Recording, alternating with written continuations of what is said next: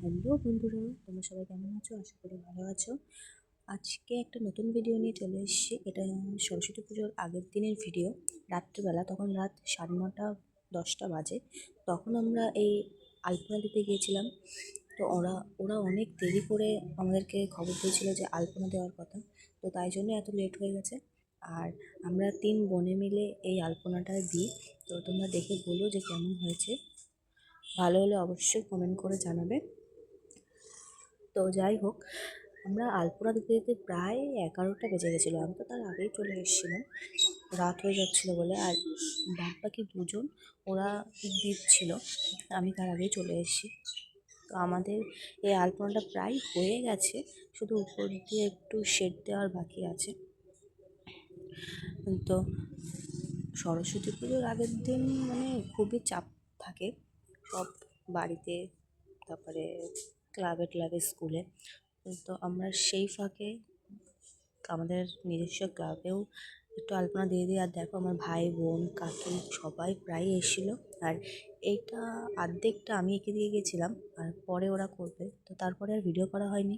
বা এবার পরের দিন সকালবেলায় আমি এই সরস্বতী পুজোর দিন আমি রেডিমেডি হয়ে বেরিয়ে পড়ি। তো তারপরে আর যেহেতু ভিডিও করা হয়নি, তারপরের দিন হচ্ছে আমি একটু ঘুরু করতে যাই মামা বাড়িতে।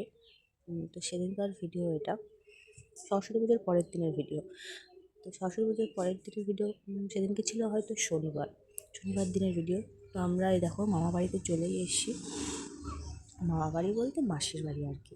মাসির বাড়িতে এসে ওদের ওখানে বেশ সুন্দর সরস্বতী পুজো হয়। দেখো গিয়ে আমি তো ড্রেস চেঞ্জ করে দেখো গল্পে একদম বসে গেছি। আর আমার দাদা, আমরা এসেছি বলে আমার দাদা হচ্ছে বাজার টাজার করে নিয়ে এসে। তো সেখানে আমার দিদি জামাইবাবুরাও এসেছিলো, আরও একটা দিদি এসেছিলো। অনেক আনন্দ হয়েছে, গল্পগুলো করেছে। আর আমাদের এই যে ছুটকু, এ তো সারাদিন খালি কেঁদেই যাচ্ছিলো। একে নিয়ে সবাই এদিক ওদিক ঘুরু করছিলো, এত কান্না করছে, বাচ্চা মানুষ তো। তো তারপরে দেখো, আর দিদিদের মানে মাসিদের বাড়ির ছাদের উপরে প্রচণ্ড পরিমাণে রোদ পড়ে। তো আমরা রোদ পোহাতে চলে গেছিলাম। তো তারপরে ওখান থেকে এসে আমার ভিডিও এরা টিভিতে চালিয়েছিল। তো তারপরে একটু নিজের মুখটাকে একটু দেখাচ্ছিলাম।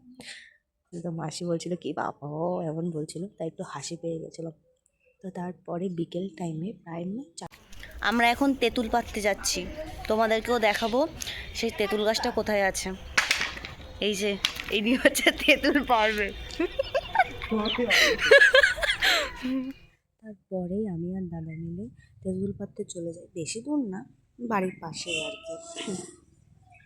তেঁতুলগুলো মানে কী বলবো, বড় বড়, কিন্তু মাংস নেই আর কি গায়ে, এই আর কি রোগা রোগা টাইপের। তো যাই হোক, দিদি বললো যে যা তেঁতুল নিয়ে আয়, পেরে নিয়ে আয়, তেঁতুল মাখা করবো।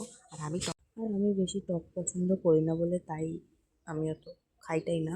তো যাই হোক, তেঁতুল পেরে, তো দেখো দাদা তো পারতেই পারছিল না, লাস্ট পর্যন্ত আমি তেঁতুলটা পেরে দিলাম। তো তারপরে দেখো এই যে আমরা কুলও পেরেছিলাম। তো তারপরে আর ভিডিও করা হয়নি, তাই জন্য রাত্রিবেলা একটু, এখন 11:30 বাজে, আমরা এখনও কেউ ঘুমাইনি, সবাই এখন গল্প চল্প করছি। এখন একটু পরে ঘুমাবো। আর এই যে সবাই আমরা গল্প গুজব করছি। সবাই ক্যামেরার মধ্যে আসবে না, সবাই লজ্জা মজা পাচ্ছে। তো আজকে এই অবধি, টাটা, গুড নাইট।